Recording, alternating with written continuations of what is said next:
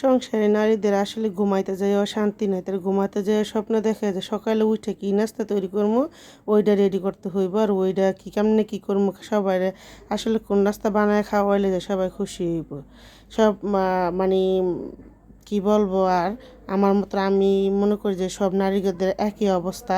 তো এই তো সকালবেলা ঘুমাতে উঠতে শুরু করলাম, মানে সারা রাত্রে তো কারেন্ট থাকেই না, ঘুমাইতে তো পারি না, বইয়ে থেকে বাতাস করতে হয়, ছেলে মেয়ে সবাই মিলাইয়ে বাতাস করানো লাগে, না এলে সবাই অজ্ঞানের জায়গায় আমি সুস্থ থাকি।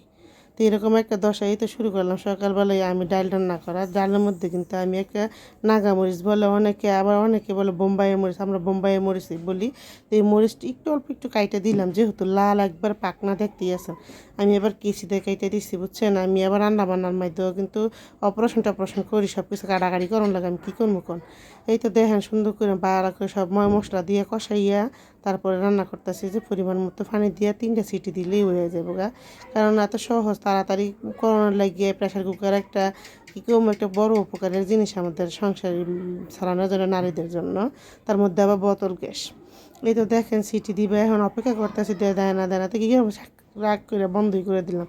এই তো দেখেন আমার রান্নাটা হয়ে গেছে, এখন নামাই নিলাম, আমার প্রেশার কুকারটা নিচে নামাই নিলাম। এখন দেখেন খুলতে গেছি, তাও খুলতে চায় না, কেউ ফাইজলাম শুরু করছে।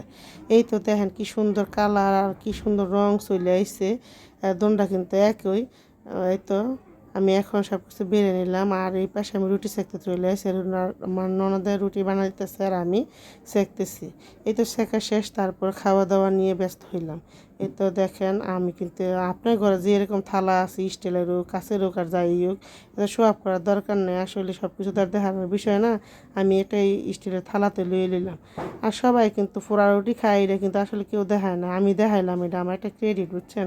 খালি ফোড়া রুটি খায় না, ভালো রুটিও খায়। তো দেখেন ভালো রুটিও নিলাম, সাথে সব কিছুই খাইতে হয়, বুঝছেন। এই তো পোড়া রুটির ভালো রুটির এক সাইডে রাইখা, আর প্রথম পোড়া রুটি ছিঁড়ে আগে খাইয়ে নিতি, তার আগে খাই, মিঠাটা পরে খামনি। এই তো দেখেন ছিঁড়া নিলাম, যেহেতু এক হাতে ভিডিও করে আর এক হাতে খাই, মানে একটু সমস্যা হয়ে যায়। এই তো দেখেন, আর কি বলবো, মরিচের বোম্বাই মরিচের গ্রানটা এই তো অন্যরকম। আবার কিন্তু খাওয়ার সাথে সাথে কিন্তু আবার চা আনতে দিয়ে এলাম, চুলায় দুধ দিয়ে এলাম।